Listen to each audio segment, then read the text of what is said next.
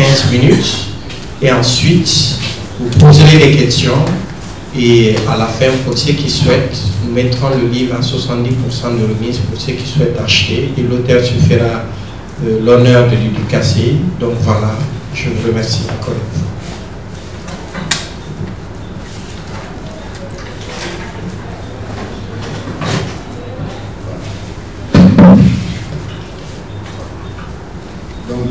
Bonjour et merci pour votre présence. Je vais aller vite, essayer de vous faire un bref aperçu du livre sur 15-20 minutes et puis on vous passera la parole comme vient de l'indiquer M. Tabar de l'Armatandi. Ce livre, le management socio-productif, donc je vais profiter de l'expérience des conférences passées que j'ai faites dans les universités privées de la ville ici. Je dirais au départ, malheureusement, pour ce qui s'est passé au niveau de Kofi Annan, de l'université, parce que ma grande conférence était prévue demain à 15 h à l'université Kofi Annan. Et je dois rappeler que c'est M. Tabar de Kofi Annan qui a payé mon voyage de Lyon à ici avec son ami et pris en charge le séjour. Mais malheureusement, j'ai fait des conférences dans les autres universités et je risque de ne pas en faire chez lui. Ce qui me touche un peu. C'est un drame que vous êtes tous au courant. Le management socioproductif, c'est un essai de mariage entre la sociologie des organisations et l'économie. Parce que on voit que les sociologues veulent s'arrêter à l'aspect observation et compréhension de ce qui nous préoccupe, et les économistes sont dans l'action.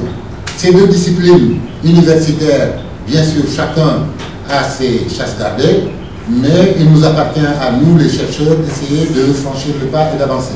Donc, ce franchissement de pas, pour moi, je le fais en proposant une méthode que j'appelle la boussole socioproductive. La boussole socioproductive, comme son nom l'indique, elle sert à orienter. Et pourquoi devons-nous être orientés? Parce que deux caractéristiques. Aujourd'hui, on est dans un monde qui est devenu de plus en plus complexe, voire même hyper complexe. Et la complexité du monde, comme nous le signale Edgar Morin, un grand sociologue français et père de la complexité en France, 93 ans aujourd'hui et toujours bon œil, bon esprit.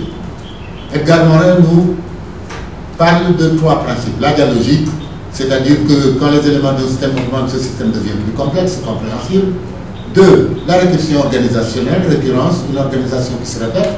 Parce que quand les causes et les effets d'un même phénomène sont en même temps causes et producteurs de ce qui les produit, le phénomène est en boucle, comme un pays qui a trop de chômeurs, moins de pouvoir d'achat, moins de pouvoir d'achat, moins de consommation l'année suivante, moins de production et donc plus de chômeurs. Ça, c'est la répression organisationnelle, c'est la fameuse histoire de l'œuf et de la poule. Troisième principe qui caractérise la complexité, c'est l'hologrammatie, comme les hologrammes qu'on connaît dans les jeux. C'est-à-dire qu'à chaque phénomène que nous étudions, si c'est la grève des jeunes Guinéens qui revendiquent contre l'électricité qui est en rupture permanente, c'est à celui qui gère de pouvoir se placer à un niveau global pour avoir une vision globale de toutes les difficultés de la Guinée, mais aussi il doit avoir la capacité et l'empathie d'aller se positionner dans la tête de ceux qui en base tous les jours d'avoir des coupures de courant. C'est ainsi qu'en ressemblant ces trois principes, on a la complexité plus ou moins. Donc un monde complexe et un monde incertain. Donc complexité et incertitude m'ont amené à concocter ce que j'appelle la boussole socioproductive. Donc je vous présente le livre rapidement. Le premier chapitre, je le consacre à ce que j'appelle de quelques préalables fondamentaux à l'analyse sociologique des systèmes d'organisation. Parce qu'à ma grande surprise, je me suis rendu compte que 10 000 chercheurs dans le monde parlent de système et personne n'entend la définition du système de la même façon que l'autre. Les dictionnaires Larousse et le Robert, plusieurs grands chercheurs que je cite dans mon livre, ont ce problème-là. Il n'y a pas que le système qui pose problème. Des concepts comme la stratégie posent problème. Des concepts comme le paradigme posent problème. Des concepts comme le contrôle. Mais je ne suis pas à l'université, je ne pourrais pas vous faire tout cela. Je vais m'arrêter juste à celui du système pour vous le montrer. Le système, par exemple, si je regarde ici, voilà, le Robert, qu'on a 90, nous dit qu'un système est un ensemble organisé d'éléments intellectuels. Ensuite, tout de suite, il nous dit que c'est quand même un ensemble de pratiques, de méthodes et et d'institutions formant à la fois, etc., ensemble possédant une structure constituant un tout organique, ensemble structuré. Si on passe du Robert, on passe le dictionnaire Larousse illustré, il nous dit qu'un système est un assemblage de principes vrais ou faux, etc. Le dictionnaire Larousse 82 nous dit autre chose, système, ensemble ordonné d'idées scientifiques et autres. Bon. Si nous les passons, nous regardons quelques grands auteurs aussi, une vingtaine d'entre eux donnent d'autres définitions. J'en citerai 3, mais il y en a une vingtaine dans le livre. De Rosnay, le système est un ensemble d'éléments en interaction dynamique, la prière, etc., etc. Donc, bref, dans ce livre, j'essaie de prendre tous ces éléments pour essayer de faire une rupture. La rupture que je fais, c'est que j'en arrive à ce que ces définitions, pour moi, sont limitées, dans la mesure où je suis d'accord avec eux qu'un système est un ensemble composé d'éléments. Mais ce qu'ils ne précisent pas, ces définitions, le Robert, comme les grands auteurs que j'ai cités, c'est qu'il n'y a que 2 types d'éléments dans un système, c'est ce que je précise, et ces 2 types sont la base des règles du système et la base des faits du système. Les règles, c'est les conventions que nous avons entre nous. La Guinée est un système, comme la France est un système, mais si la Guinée est un système, la base des règles de la Guinée, c'est sa constitution, ses coutumes et ses us. Que sont les Guinéens? Que sont les Guinéens? Les fleuves, les océans et autres. Ces différents éléments sont de l'ordre des faits. Et les faits sont l'ensemble des connaissances que nous pouvons avoir de l'un ou de nos 5 sens. Et que nous pouvons transmettre de façon idoine. Parce que, pour moi, il n'est pas question qu'on dise, oui, il y a un miracle qui s'est passé quelque part, on a aperçu un prophète, mais qu'il n'y a qu'une seule personne qui l'a aperçu. Moi, je commence à y croire quand ils sont 2. Et la sociologie commence quand on est 2. Robinson Crusoe est tout seul dans son île, faisait que des actes d'ordre humain, mais Robinson, quand vendredi est arrivé, ils se sont déjà chamaillés, et quand ils se sont chamaillés, ils commençaient à faire du social. Donc le social, comme les associations, la loi de 1920 concernant les associations, dit que une association commence à partir de 2. Donc c'est ce style-là. Hein. La stratégie, par exemple, ce que je relève, c'est que c'est le deuxième élément, que tout le monde parle de la stratégie comme étant la mise en œuvre de moyens pour atteindre un objectif, mais ce qu'on oublie, c'est que la stratégie, il y a un élément qui est fondamental, qu'on ne décrit pas, et qui est le numéro 2, parce que toute stratégie commence par, comme si vous voyez ici, ce pauvre chien bien attaché qui a un gros gigot, le renard a un objectif, c'est le numéro 1. Mais le numéro 2 du renard, c'est que son objectif, il ne peut pas l'atteindre parce qu'il y a une difficulté. Donc, on ne fait une stratégie que quand il y a une difficulté. La difficulté, c'est le chien ici. Vous voyez comment le renard contourne la difficulté et arrive à chuter son objectif. Donc, j'arrive à une définition comme quoi une stratégie, c'est toujours l'art de contourner ces difficultés pour atteindre cet objectif. Là, on a les 3 éléments par rapport aux autres définitions. Il y a un autre élément que j'amène à la stratégie, et là, je fais appel au fable de La Fontaine, avec toujours ce malin renard qui fait croire au corbeau qu'il a la plus belle voix du siècle. Le corbeau, vantard qu'il est, va se mettre à chanter et laisser tomber son fromage. Alors moi, la question que je pose, c'est si jamais ce corbeau n'était pas sur un arbre perché, mais plutôt sur un tronc flottant, le renard devrait inventer une autre stratégie. Le résultat, c'est que si le contexte change, la stratégie doit changer. Donc, bref, j'en arrête avec les préalables. Les préalables, c'est ça. Je fais cet entraînement avec mes étudiants que j'ai à Lyon, qui sont des élèves ingénieurs en chimie électronique de toutes les branches. J'ai des médecins, j'ai des gens qui ont travaillé 10 ans qui sont ingénieurs. En fait, mon cours, il est spécialisé avec des gens qui n'ont pas, par exemple, le profil de vouloir approfondir les sciences humaines, mais qui doivent en posséder une essence assez capitale. Donc, vous voyez dans mon livre que vous avez ici, que M. Kaba vous a amené, je dis qu'un système, donc, c'est un ensemble composé de 2 types d'éléments seulement qui sont différents, il faut les différencier, parce que si les faits sont de l'ordre de choses palpables qu'on peut toucher, les règles n'en sont pas. Mais un système ne se compose pas que de règles et de faits. Même si il faut un moteur d'inférence, comme le moteur de la voiture, comme le père ou la mère de famille dans la famille, quand la règle est que tous les enfants de 15 ans doivent se coucher avant 22 h, s'il y en a un qui vient à 23 h, il faut que le père mobilise la règle. Résultat, si on ne mobilise pas la règle, il ne se passe rien. Il faut un moteur pour que les règles fonctionnent et le système fonctionne avec une certaine dynamique, et cette dynamique se passe suivant une dialectique. Cette dialectique, elle est de l'ordre d'une relation que on regarde toujours les faits nous plaisent. Il n'y a pas de problème, dans ce cas on fait pas science, parce que Gaston Bachelard nous le dit, il n'y a de science que s'il y a une question, que quand on a une problématique. Si on n'a pas une problématique, on va dormir. Donc si un fait, on le regarde, il y a une problématique, on convoque une règle, on l'applique à ce fait pour le changer à un fait exprime, etc. etc. Bref, je dois sortir d'ici pour vous parler de ma méthodologie, parce que sinon je n'aurai pas le temps dans les 20 minutes qui nous sont imparties. Tout cela, je ne vous en parlerai pas. Tout cela, je ne vous en parlerai pas. Ça, c'est Calumat que je ne vous en parlerai pas. Je sors de ce dossier pour rentrer dans le deuxième dossier et j'en terminerai là. Et là, c'est... Je suis à combien de minutes, s'il vous plaît? 10 minutes. J'en prendrai encore 10, ce sera terminé.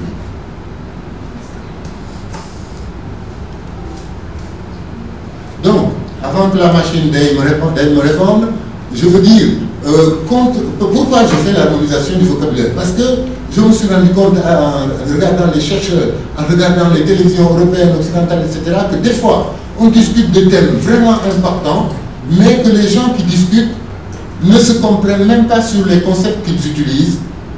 Et donc, c'était fondamental de faire cette harmonisation du vocabulaire.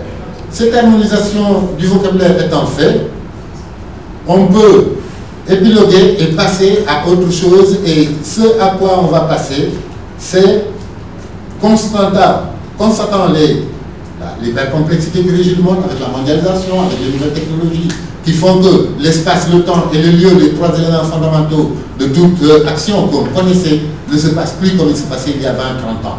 Aujourd'hui, n'importe quelle information peut être circulée, vous le savez, le phénomène de la condensation. Le monde est devenu complexité accrue et incertitude. Donc une boussole pour voir. Et cette boussole, elle se constitue en 3 temps. La boussole socioproductive, il faut que j'agrandisse mon tableau peut-être. La boussole socioproductive, et elle se présente ainsi. C'est un tableau à 3 temps.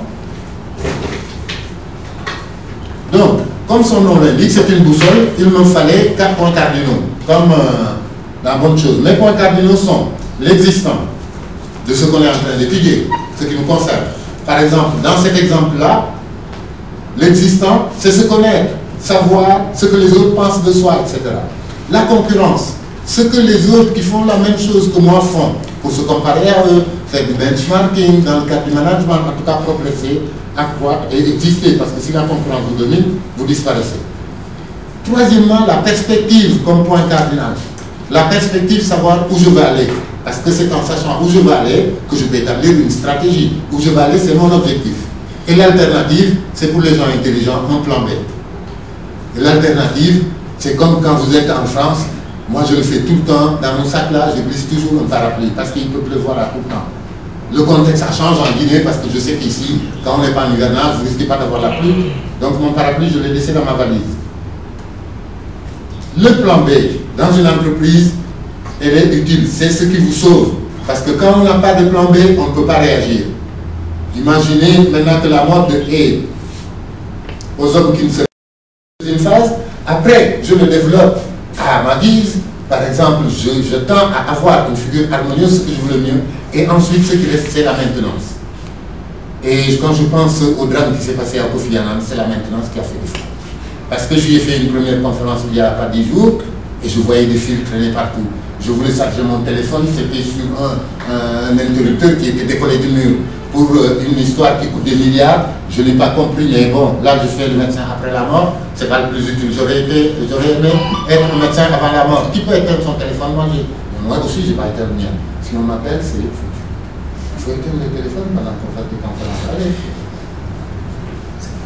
Donc, le tableau des moments de pertinence de l'efficience, ces 4 phases-là, je l'ai pris de la théorie des fonctionnalistes de Talcott Parsons, c'est vieux comme le monde, conception, réalisation, développement et maintenance. Et moi, ce que j'ai innové, ce que j'ai rajouté, c'est dans la chose que j'étudie, je peux l'analyser, la faille peut venir du côté technique, Par exemple, s'il s'agit de la voiture que j'ai conçue, que je vais acheter, c'est la voiture peut-être qui est en défaut, le côté technique. Donc je vais analyser une colonne technique.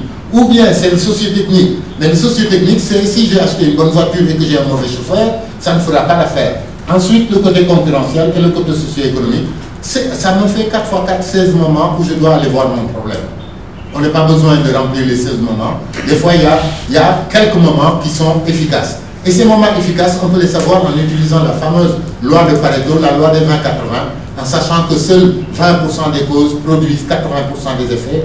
Je fais le plus vite possible, je passe à la phase 2. La phase 2, une fois que je sais où est mon problème, parce que comme on l'a dit tout à l'heure, il faut savoir où est le problème pour pouvoir agir.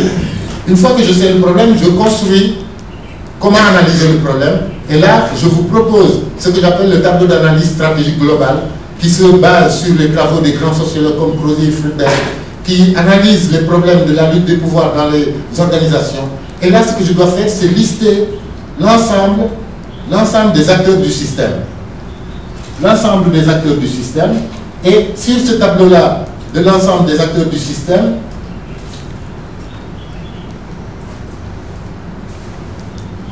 ce tableau-là, je ne sais pas si vous le voyez, je vais vous le commenter.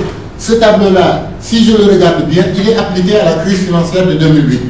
L'exercice que j'avais fait avec mes étudiants. Donc vous voyez, on liste tous les acteurs, l'OMC, l'Organisation mondiale du commerce, les États-Unis, les pays européens, les pays émergents, les BRICS et même les Argentines-nations, tout acteur qui intervient dans le problème en cause, c'est-à-dire la crise financière de 2008, on va le cibler. Et à chaque acteur, on va essayer de déterminer quel est son pouvoir en notant de façon qualitative le nombre d'étoiles qu'on lui donnerait, comme s'il s'agissait de restaurants, le nombre, l'objectif de cet acteur, les difficultés, les enjeux, le groupe d'affinité où il appartient, etc., etc. Et donc ça c'est 2. Il reste combien de minutes? C'est fini. Donc je termine juste pour être poli avec observer, comprendre, et pour agir j'ai besoin, donc ça c'est toujours le tableau d'analyse stratégique qui continue. Le troisième tableau pour faire la boussole socio-productive, c'est la phase de l'action. L'action, c'est agir bien au bon moment, c'est être compétent. C'est comme l'électricité, la compétence. Une fois qu'il est déclenché, il faut l'utiliser.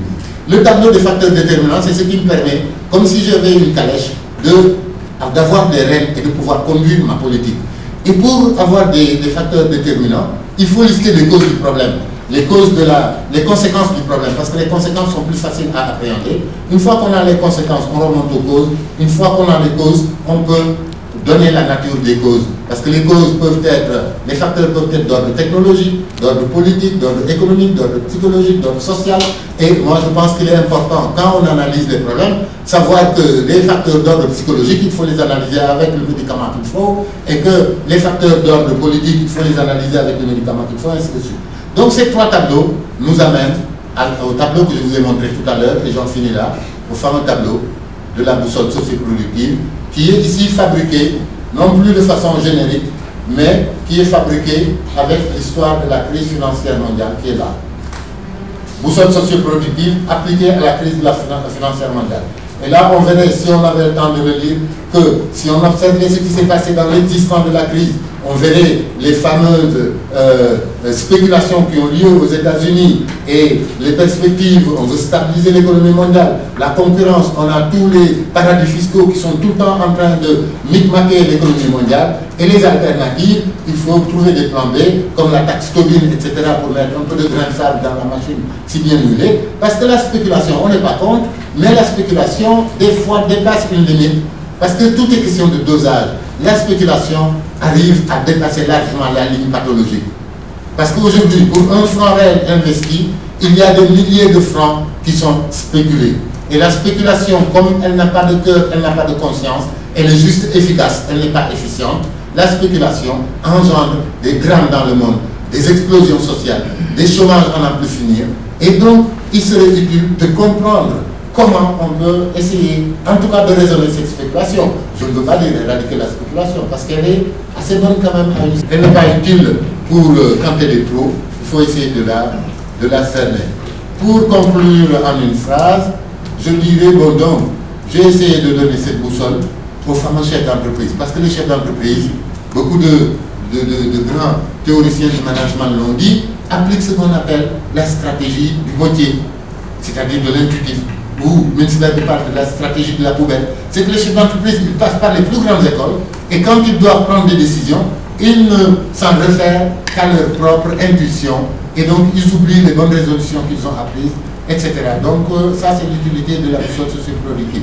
Je me ferai un plaisir de répondre aux questions que je n'ai pas pu aborder. Voilà, je vous remercie. Merci à Pat et Gang pour cette présentation. Je précise que le livre comporte 330 pages, donc aux éditions L'Armate en France. En temps normal, ça coûte 295 000, mais pour la Guinée, pour les besoins de la cause, nous avons ce livre-là à 90 000 francs. Donc, pour ceux qui souhaitent l'acquérir, mais je ne sais pas si elle est là, Sanassa, on se fera le plaisir de vous dédicacer un exemplaire pour votre bibliothèque ici, pour permettre aux journalistes qui souhaiteraient vraiment continuer les échanges avec Pathé. Donc voilà. Si vous avez des questions, donc il est là pour vous, pour répondre aux questions. Oui. Nos entrepreneurs. Donc, moi, je voudrais savoir, l'inspiration de la rédaction de ce roman est venue d'où? Alors, est-ce que vous avez essayé de contextualiser ou de tropicaliser un peu cet ouvrage, par exemple, le concept africain? Parce que les réalités des entreprises européennes sont aussi différentes des réalités africaines. Pour mieux adapter cela à notre façon de voir, est-ce que ce bouquin peut être exploité, par exemple, pour un cadre de ministre, un ministre ou un président? Est-ce que vous avez songé à ce mécanisme? Il faut aussi savoir que, je crois que c'est mon point de vue, qu'à un niveau donné de la gestion, il faut aussi réadapter cela. Par exemple, une entreprise est différente d'un État ou d'un ministère. Est-ce que vous avez pensé aussi à des réalités comme ça? Des études de cas pratiques. Bien. Il y avait quelqu'un qui avait levé.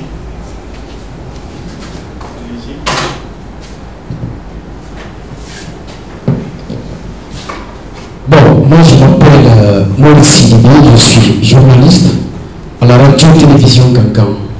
Merci monsieur le conférencier. Ma première question est la suivante. Quel est le message fort véhiculé dans cet ouvrage? La deuxième question, ce livre comprend combien de chapitres? Et la première question, où ce livre a été édité?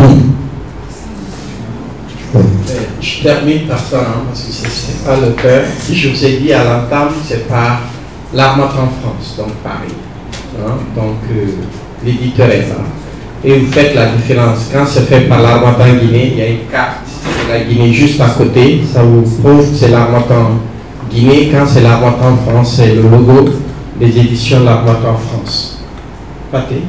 Oui, donc pour répondre, je commence par la dernière, monsieur qui vient de poser. Il y a 3 chapitres dans ce livre. Je n'ai pas tenu à en parler parce que le temps ne nous le permet pas. Je sais juste de voir le tableau. Vous voyez donc, il y a avant-propos, puis un chapitre 1 de quelques préalables à l'analyse sociologique des organisations, épistémologie de quelques concepts, je vous en ai parlé. Après, je parle du fonctionnement et de la structure des systèmes d'organisation socioproductive. Et ensuite, je passe à un chapitre 2, problématique du changement et changement des problèmes dans les systèmes d'organisation socioproductive. Et là, pour venir juste au fait que le changement n'est plus l'exception, le changement est devenu la règle. Il ne faut plus se demander quand est-ce qu'on va arrêter de changer dans une entreprise. Il faut être. Je l'ai communiqué aussi, mais ça fait depuis 2 ou 3 ans que je m'apprêtais à venir en Guinée. Et à chaque fois, c'était pas le bon moment parce que j'ai des amis ici qui ont. Il a été écrit aussi sur un temps très long, presque une dizaine d'années. C'est-à-dire, je l'ai réfléchi avec mes étudiants, puis je l'ai commencé, puis je les ai fait travailler 3 années de suite, etc. etc. Donc, c'est un livre. Très bien. Tu veux bien? Oui, vas-y. Monsieur Yang, tout à l'heure vous parlez d'un problème mondial. Vous êtes mondial, je partage aussi parce que je suis une vision mondiale. Mais quand je parle de contextualiser, je donne un exemple très bête. L'ethno stratégique appliquée en Guinée est différente du Sénégal, par exemple. Alors, quand tu dois faire un truc en Guinée, il faut savoir le contextualiser au cadre guinéen.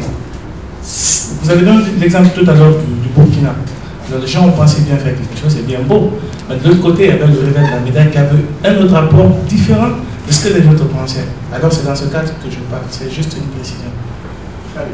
Oui, ben, ce que je peux répondre simplement, c'est ce livre-là, il a la prétention de donner des outils et de la méthodologie. Mais la méthodologie, ce n'est qu'une manière de penser. À chacun de l'adapter à sa sauce. Hein. Et je pense que ce n'est pas difficile de le faire. Quand vous me donnez n'importe quel gars qui est guinéen, je vous montrerai où est le système, où sont les règles du système, quel mode de contrôle il utilise, etc. etc. Est-ce que c'est de l'a priori, est-ce que c'est de la posteriori, est-ce que c'est un contrôle tout ou rien? On peut retrouver tous les éléments que j'ai ici. Et donc c'est générique. Hein. C'est comme un médicament générique. On peut le mettre à toutes les sauces, je crois. C'est pourquoi il a été long à faire, parce que c'est le but. Chrétien, oui, allez-y. Moi, c'est Soroma, journaliste du groupe de presse chez FMTA TV. Donc, j'aimerais vous demander pourquoi le choix de ce livre, pourquoi le titre, le management socio-productif, pourquoi le choix de ce titre? Pourquoi le choix de ce titre? Le management socio-productif, est-ce que moi, je ne l'ai pas oublié?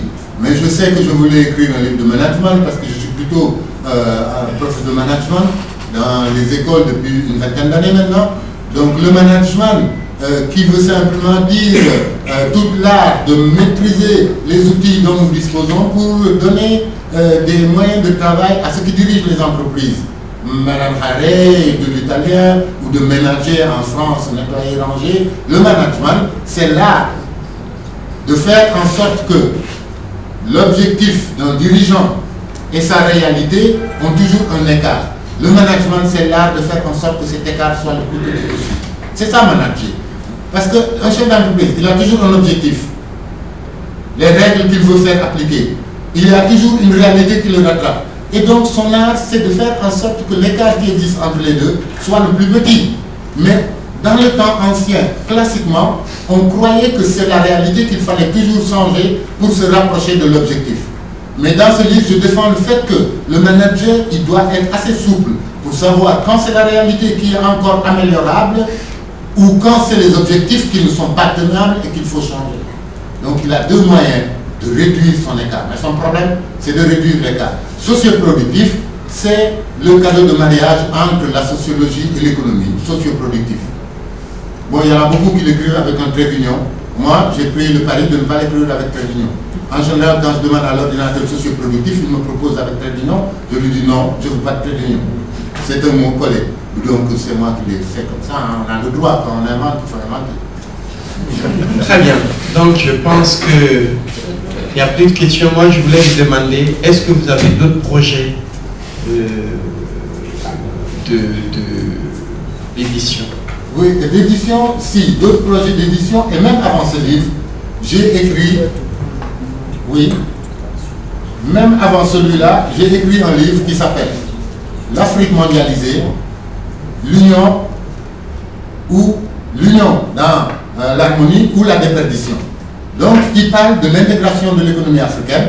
Il est déjà écrit, hein, même le directeur de l'Armatan Paris a signé le contrat. Mais après, il y a eu le problème du NEPAD, le nouveau partenariat pour l'Afrique, Abdoulaye Wade, le président sénégalais qui est partout, les Africains qui étaient partout dans tous les sens. Je me suis dit, je vais attendre de voir ce que le NEPAD donnait. Je ne croyais pas le NEPAD, parce que nous, il ne faut pas se leurrer en voulant être partenaire avec l'Europe, avec les faibles moyens que nous avons, avec la désunion qui nous caractérise. Je pense que l'Afrique n'a pas pour l'instant une stratégie qui lui permet d'être partenaire. Il faut d'abord que l'Afrique regarde comment elle peut rationaliser ce qu'elle a avant de faire des propositions à l'Occident, aux autres pays qui sont puissants, la Chine, etc. etc. Donc c'est un livre qui parle en 5 chapitres. Le premier chapitre parle de la démographie en Afrique. Tout le monde croit que l'Afrique est surcondensée en démographie, mais ce n'est pas souvent le cas. L'Afrique a un problème de déphasage entre sa croissance économique et sa croissance démographique. Mais vous allez dans des pays comme le Zaïre, vous avez du 5 habitants au kilomètre carré. Vous allez en Suède, ils sont plus de 50 000 fois cela. Et donc le problème démographique. Deuxièmement, rapidement, c'est le problème de la démocratie en Afrique. Et là, j'aborde le fait qu'on fait croire aux Africains qu'ils doivent découvrir la démocratie. Mais l'Afrique vivait des démocraties. Et la démocratie africaine, elle était une démocratie consociative dans les anciens empires, etc. Et c'est cette même démocratie qu'on applique au niveau de du Conseil de sécurité des Nations Unies, par exemple. La démocratie consociative, c'est la démocratie qui veut que la majorité ne bannit pas la minorité, mais fasse appel à eux et les amène à raisonner. La démocratie à l'occidentale, que j'appelle la démocratie majoritaire, vous le voyez, c'est celle qu'on applique. En France, il y a 52% qui prennent le pouvoir, 48% qui lui tapent croc en jambe jusqu'à ce qu'il tombe. Et en Guinée, on fait pareil. Et ça, c'est la démocratie majoritaire. Attention, les deux ont des faiblesses, mais il faut les analyser. Troisième chapitre de ce livre, je parle de l'énergie solaire, parce que moi, j'étais allé en France en 89-90 pour un sujet que j'avais écrit, qui m'a fait amener là-bas. Rôle possible de l'énergie solaire pour le développement du monde rural africain. J'ai jamais eu de financement pour le solaire parce que ce n'était pas la mode. J'ai été financé pour le pétrole, par Total et par Elf. Et donc j'ai étudié le pétrole africain, c'était un désastre le pétrole africain, et ça nous amène à ce qu'on vit aujourd'hui, les coupures de courant intempestifs, parce que dans cette étude, j'avais vu que l'Afrique, 53 pays, il y avait 37 raffineries, aucune raffinerie n'atteignait le niveau optimal. Une raffinerie, sachez-le, n'est rentable qu'à partir de 7 millions de tonnes de production par an. Les meilleurs pays, qui sont le Nigeria, ont totalisé 3 500 000 sur 3 raffineries. La Côte d'Ivoire, 1 500 000. Le Congo, 1 million. Sénégal, 900 000, etc. Donc, aucun pays, mais tous les pays africains voulaient avoir leurs raffineries par esprit de souveraineté. Le temps allant, les pays du Golfe, etc., se sont mis à investir et à raffiner leur propre pétrole. Mais il y a une caractéristique africaine, parce que le pétrole africain est lourd. Il est adapté à la pétrochimie. La pétrochimie qui est une branche industrielle très importante. Mais les Africains n'ayant pas ces installations comme le Gabon et autres, s'empressent de vendre tout notre pétrole qu'ils ne peuvent pas raffiner pour réimporter du pétrole. Et comme on n'est pas efficient, on devient des entrepôts. Devenant des entrepôts, on dépend du marché international. Ce qui se passe en Guinée se passe au Sénégal. Tous nos pays sont devenus dépendants de cette importation de carburant qui leur coûte très cher. Parce qu'ils n'ont pas développé. Bon, ce qu'on avait recommandé, c'est qu'il fallait en finir avec chacun pays veut faire. L'Afrique est divisée naturellement en 5 zones. Il y a l'Afrique de l'Ouest francophone, la CEDEAO, il y a des choses qui se font. Il y a l'Union du Maghreb arabe, il y a l'Afrique du Sud, avec à sa tête l'Afrique du Sud, Botswana, machin. Il y a la Corne de l'Afrique, et ensuite, il y a l'Afrique du Centre qui peut aussi. Donc 5 grandes zones où on aurait pu organiser 2 ou 3 raffineries et que tous les pays se partageraient. Je pense que ça marcherait. Et ça, c'est le 4e chapitre sur le pétrole. Et donc, je voulais en ajouter le Népal. Mais le Népal a fait. Mais le Népal, c'était l'histoire de mon ancien président qui parlait beaucoup, mais qui a jeté peu. Vous le savez bien. Okay. Et pour finir, je dirais bien que dans les projets, en 2002, on a écrit un livre qui s'appelle, je vous en parle juste 2 minutes, l'Afrique était incapable de s'unir. C'était sorti à l'Armatan aussi, en 2002, avril 2002. Et c'était 8 chercheurs, il y a des Européens dessus, et moi, Amézo, des gens de l'ONU dit, on avait écrit l'Afrique était incapable de s'unir pour parler justement de ces problèmes d'intégration. Et je pense que c'est un livre que vous pouvez voir sur Internet, il y a beaucoup de l'Afrique était incapable de s'unir, qui parlait largement de ces problèmes. Moi, mon intervention dans ce livre, c'était de parler du panafricanisme africain au niveau parlementaire. Et le Parlement africain que l'Union africaine est en train de fabriquer, il ne faut pas que ce soit encore une caisse de résonance où les mêmes représentants des parlements nationaux seront renvoyés dans ce Parlement africain. Ça rimerait à rien, quoi. Il y a beaucoup de sujets là, sur l'Afrique sur lesquels, bon, c'est pas à l'ordre du jour. Je pense qu'on aura peut-être d'autres occasions pour parler de tout ça. Très bien. Merci à Pathé, merci à la Maison de la Presse, dont la directrice vient de faire sa rentrée. Je pense que tu feras une dédicace pour elle et la Miss Guinée qui nous fait l'honneur d'être présente pour cette signature. Vous pouvez amener votre livre. J'ai pris des photos ce matin avec votre... J'étais à la Maison de la Radio à... Comment ça s'appelle encore? Coloma. Voilà, et j'ai pris des photos avec elle, mais c'était sur papier. Vous me donnez l'occasion de le faire en nature alors? Non, je pense que le comité n'accepte pas ça. C'est interdit. La Miss Guinée ne fait pas de photos avec des Sénégalais. Mais non. Je m'amuse. Donc voilà, vraiment merci à toutes et à tous. Vous voyez? Monsieur Yann, bonsoir. Bonsoir. Vous avez écrit un ouvrage. S'il vous plaît. Son nom est Pathé Dieng. Alors, voilà, je m'appelle Pathé Dieng, né à Dakar, j'ai grandi là-bas, j'ai fait mes études universitaires à l'université qui s'appelle maintenant l'université Cheikh Anta Diop. À mon époque, ça s'appelait l'université de Dakar tout simplement. Puis j'ai fait l'Institut de développement et de planification des Nations Unies, financé par le PNUD. Et j'ai travaillé comme chercheur au Sénégal de 85 à 89. Et c'est en 89 que, passionné d'énergie solaire et d'énergie renouvelable, j'ai écrit un sujet doctoral que l'Institut d'économie politique de Grenoble a accepté et m'a permis d'aller en France. Donc j'ai fait ces études-là en économie politique de l'énergie sur le pétrole, comme je l'expliquais tout à l'heure.